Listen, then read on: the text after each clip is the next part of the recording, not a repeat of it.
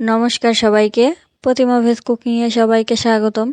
আজ আমি তোমাদের সাথে ডালের বড়ি দিয়ে সরিষা শাকের ঝোল রেসিপি শেয়ার করব।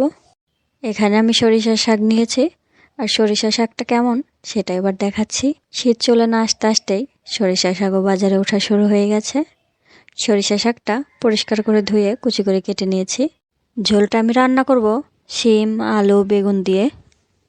আর নিয়েছি এখানে ডালের বড়ি, সাথে নিয়েছি কাঁচামরিচ, আদা থেতো করে নিয়েছি।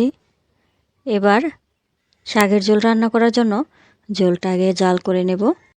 পরিমাণ মতো জল দিতে হবে। জলটা একটু বেশি করে দিয়েছি। জলটা ফুটে আসলেই কেটে রাখা সবজিগুলো দিয়ে দেব। এখানে শালগম, মূলা এই সবজিগুলোও দেওয়া যায়। এখন আমার কাছে ছিল না, তাই আমি দিতে পারলাম না। তোমরা যদি কখনো রান্না করো অবশ্যই দেবে। পরিমাণ মতো লবণ আর কাঁচামরিচ দিয়ে দেব। যে কোনো ঝোল শাকেই কাঁচামরিচের পরিমাণটা একটু বেশি লাগে। কাঁচামরিচের পরিমাণ বেশি হলে খেতে বেশি মজা লাগে। সব সবজিগুলো মোটামুটি সেদ্ধ হয়ে গেছে। এবার কেটে রাখা শাকগুলো দিয়ে দেব। অনেকের কাছেই সরিষা শাকটা খেতে তেতো লাগে।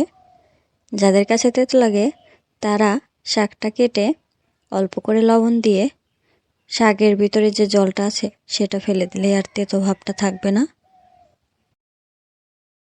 শীতের সময়টাতে মাঠে শুধু সরিষা শাক আর সরিষা শাক দেখা যায়।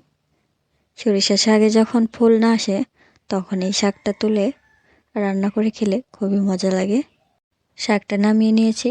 এবার ডালের বড়িগুলো ভেজে নেব। এই বড়িগুলো চাল কুমড়া দিয়ে বানানো। চাল কুমড়া দেওয়ার কারণে একটু টকটক লাগে, আর পাকা চাল কুমড়া দিয়ে কিন্তু এই বড়িটা বানায়। বড়িগুলো একদম লো আঁচে ভেজে নিতে হবে। যেহেতু বড়িগুলো বড়, চুলার আঁচটা একদম লোই রাখতে হবে, তা না হলে ভিতরে কাঁচা থাকবে আর বাইরে পুড়ে যাবে। বড়িগুলো ভেজে নেওয়া হয়ে গেছে, এবার তুলে নেব। এবার দিয়ে দেব ফোড়ন, তেজপাতা, থেতো করে রাখা আদাগুলো একটু লাল লাল করে ভেজে নেব। তারপরে দিয়ে দেব শুকনো মরিচ, আর দিয়ে দেব গোটা রাঁধুনি। রাঁধুনি দিলে ঝোল শাকের মজাটাই অন্যরকম হয়। ফোড়ন হয়ে গেছে, এবার ঝোল শাকটা দিয়ে দিলাম।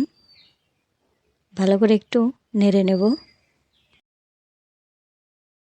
এবার দিয়ে দেব ভেজে রাখা ডালের বড়ি। ডালের বড়িটা আগে দেওয়ার কারণে রসগুলো ভালো করে ভিতরে যেতে পারবে। ডালের বড়ি দেওয়া হয়ে গেছে। এবার একটু নেড়ে নেব। এবার খুন্তি দিয়ে ভালো করে নেড়ে নিতে হবে। এতে করে শাকের ঝোলটা দেখতে আরও বেশি সুন্দরও লাগবে, খেতেও মজা লাগবে। নামানোর আগ দিয়ে অবশ্যই লবণটা চেক করতে হবে। ঝালে লবণ যদি ঠিক হয় তাহলে তার কোনো কথাই নেই। গরম গরম ভাতের সাথে এক থালা ভাত খেয়ে নেওয়া যাবে।